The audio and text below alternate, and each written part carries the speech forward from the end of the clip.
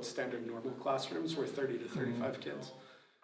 Welcome to another episode of UEN's PDTV.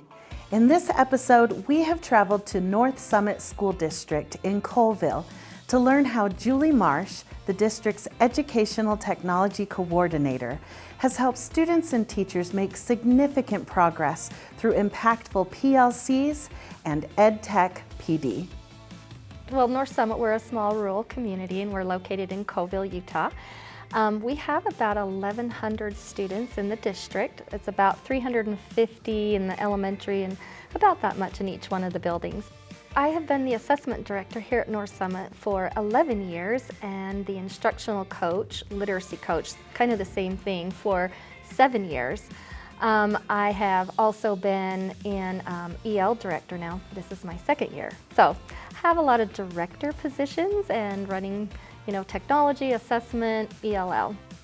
Throughout this episode, we'll learn about North Summit's professional development journey and how Julie has led the district to change from a top-down PD approach to a teacher and PLC-led approach that focuses on data, curriculum, and technology.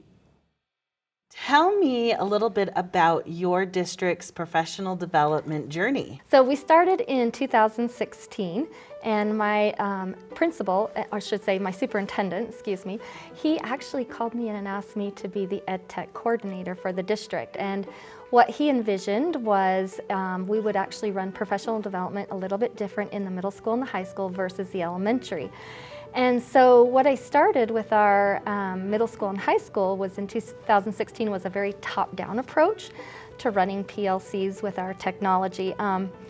What I saw was teachers running technology in the classroom and how they were using that, and then I would actually bring those teachers in to teach the other faculty members.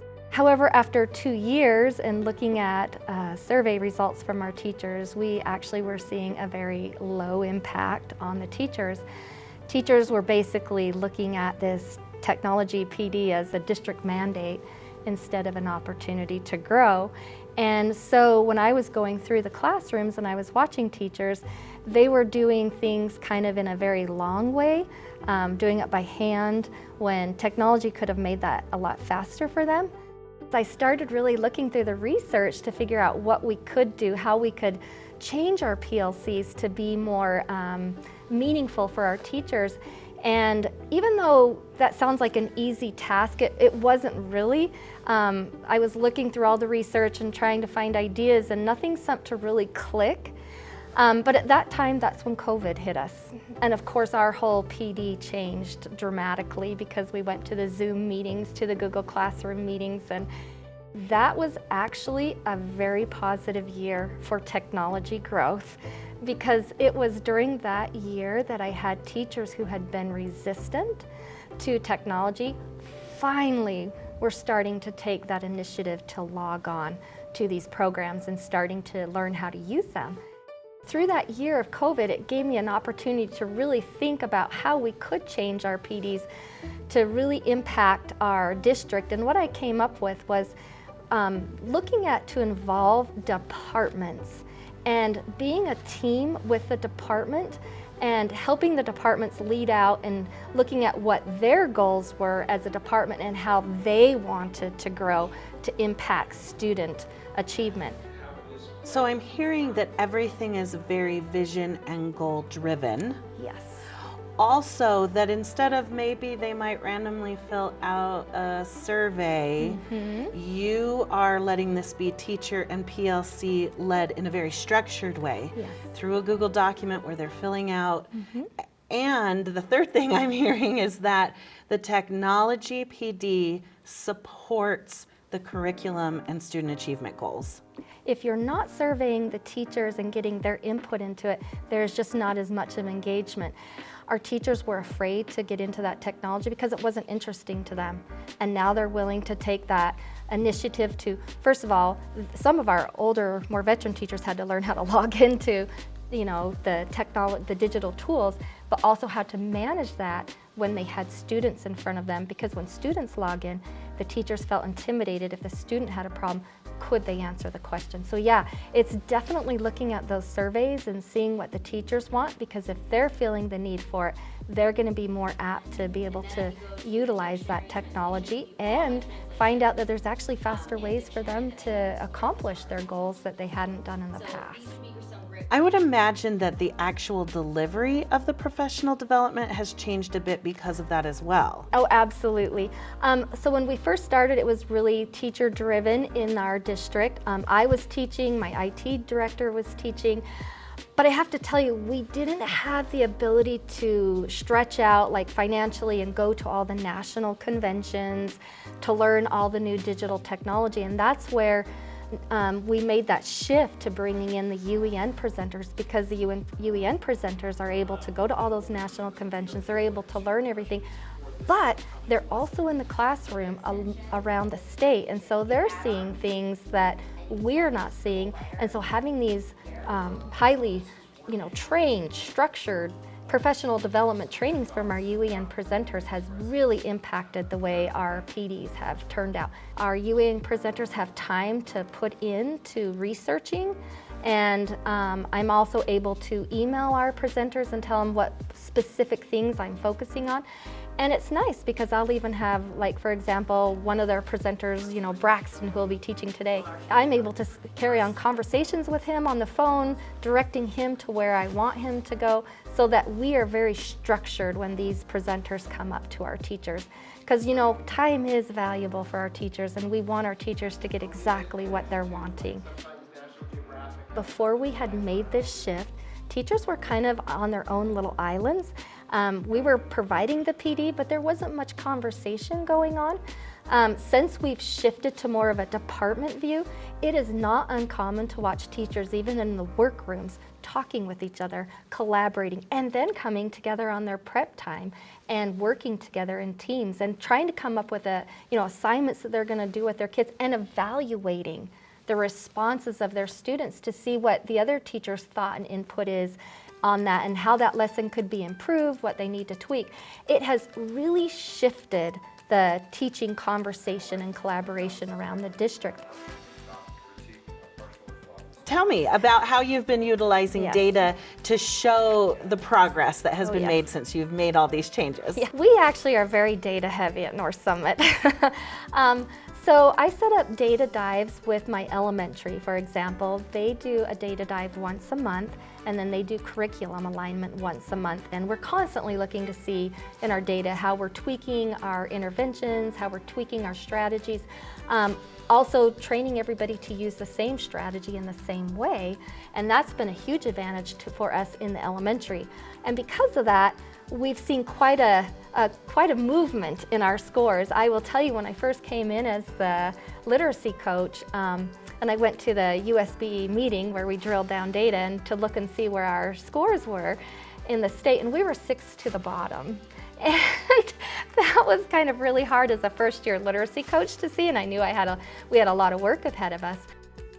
In looking at that data, and I could see where our big gaps were, and being able to present that to our teachers during our PLC meetings really started to get our teachers to see where our sub-skills were, where we were missing that, and what we needed to do, and how we needed to start aligning strategies.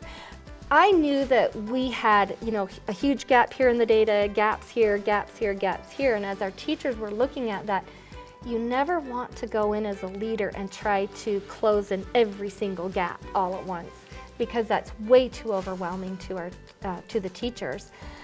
So what we did is we would look at this one gap in the data, and we would look just solely how we were going to close this gap this year, and that's all we did. And so we worked on that for a year, refining that skill. And then when we moved to the data the next year, we saw the next big hole in our data, and we worked on that. Districts are so commonly getting rid of a technique and moving to another technique. We never, ever get rid of a technique. Once we've spent a year not only aligning it within the classroom and vertically aligning it within the grades, you never get rid of that technique. You might have to refine it the next year, and as you take on another gap in your data, you're going to work on that, but you never get rid of what you've done in the past, because I think that is too hard for teachers to keep going back over and back over new things and trying to learn new stuff all the time. There's got to be that consistency there. And so I will tell you, in a year, and I didn't expect it to go this fast, I will be honest with you, so I was really shocked when the data came out the next year. North Summit went from 6th to the bottom of the state to right to the very top, and we've continued to stay right in the top places. I will tell you, with the initiative of the all-day kindergarten, we were sitting 14th in the state, and when we went to all-day kindergarten, we plugged in the very same strategy of how we were using our data, dives, and the conversation pieces, the collaboration pieces we were having with our teachers, and we applied that to our kindergarten, and in 1 year we went to the top spot. Well, first of all, congratulations, because your data is incredible. Thank you. And if people haven't looked at it to see that rise of North Summit's data, they need to. Tell me, through all of this, what you have learned about district and school leadership, because that's a big part of this. Oh, it is. Leadership is huge. And I think as a leader, you have to have a reasonable vision as to what you're going to be accomplishing every year with your teachers. But you also have to balance the positive and the actual meaningful feedback that you're giving teachers. And that's a hard thing. So being able to provide that teacher with actual meaningful data that can actually help them, that's going to be the thing that's going to change your student outcomes. I feel like the leader is, you're sitting out on the front, but yet you have to be that team player. Not being so far out there that it's all about what your decisions are, but listening to what your teachers are saying and being able to take their concerns and to be able to put all this together into a meaningful way for the teachers so that they feel engaged in their work. Well, let's finish with you just summarizing for me. A district, an LEA, wants to revamp their PLC program, their PD program. What are your top 3 tips? Oh, absolutely. The first tip is you've got to get in and look at your departments. You've got to have the teachers have a grasp on where their data sits, not only within their building, but also in their grade level. The second thing, I think you've got to have a buy-in between your departments and your instructional coaches, your PD directors. I think there's got to be a collaborative piece in not running a top-down type of professional development. It's got to be really a part of everybody coming together and really bringing that whole idea together to what's best for our students and how are we going to make those improvements.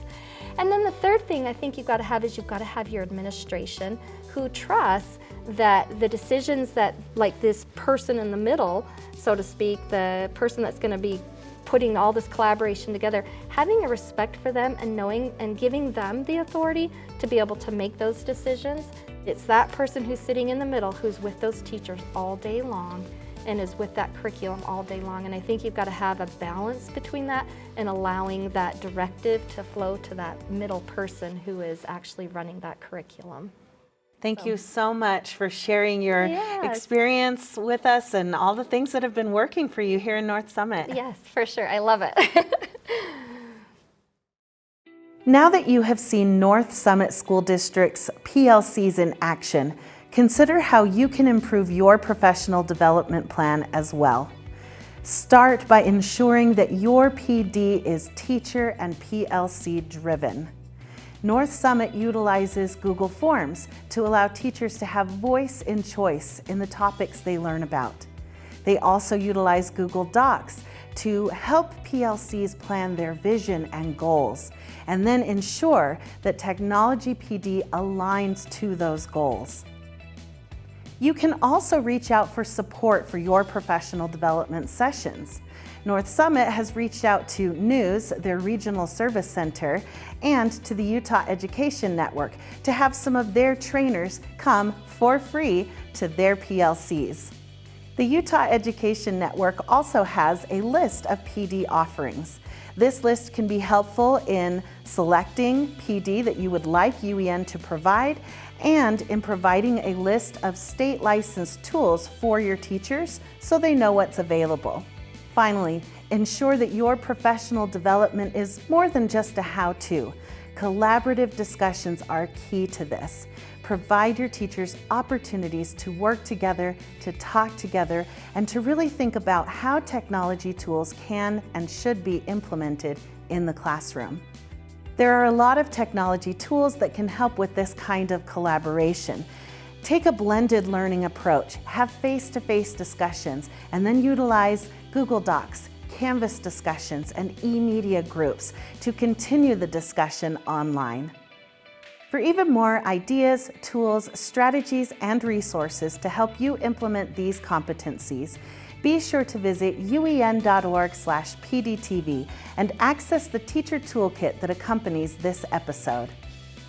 Thanks for watching UEN's PDTV.